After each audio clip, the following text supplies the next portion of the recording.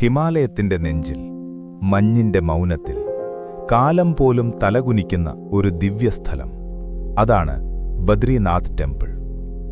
ഇതൊരു ക്ഷേത്രം മാത്രമല്ല, ഇത് ശിവനും വിഷ്ണുവും ഒരേ ശ്വാസത്തിൽ ലയം ചേരുന്ന ആത്മഭൂമി.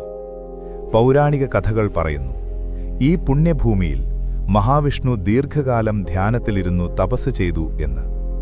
ഹിമം കനത്തപ്പോൾ ആ തപസ്സിനെ സംരക്ഷിക്കാൻ മഹാലക്ഷ്മി ഒരു ബദരി വൃക്ഷമായി മാറി. അതുകൊണ്ടാണ് ഈ സ്ഥലം ബദരീകാശ്രമം എന്ന പേരിൽ അറിയപ്പെടുന്നത്. വിഷ്ണുവിന്റെ തപസ്സിന് ശക്തി പകർന്നത് തപസ്സിന്റെ പരമാചാര്യൻ മഹാദേവൻ. ഹിമാലയത്തിൽ കേദാർനാഥ് ടെമ്പിളിൽ ശിവനും ബദരീനാഥിൽ വിഷ്ണുവും വസിക്കുന്നത് ഒരു യാദൃച്ഛികതയല്ല.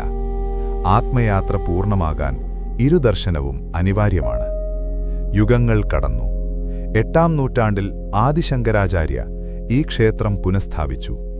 അലകനന്ദയുടെ തീരപ്പ് നിന്ന് ലഭിച്ച ശാലഗ്രാമശിലയിൽ വിഷ്ണു വീണ്ടും ആരാധിക്കപ്പെട്ടു.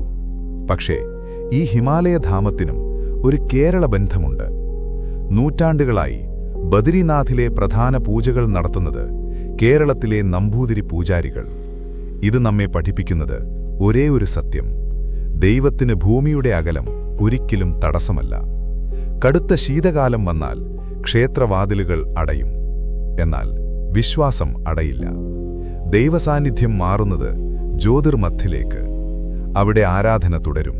കാരണം ബദ്രീനാഥ് ഒരു സ്ഥലമല്ല, അത് വിഷ്ണുവിന്റെ ധ്യാനം, ശിവന്റെ തപസ്, കേരളത്തിന്റെ വേദശുദ്ധി, ഹിമാലയത്തിന്റെ മൗനം ഒന്നായി ചേരുന്ന ആത്മബന്ധമാണ്. ഓം നമോ നാരായണായ. ഓം നമഃ ശിവായ.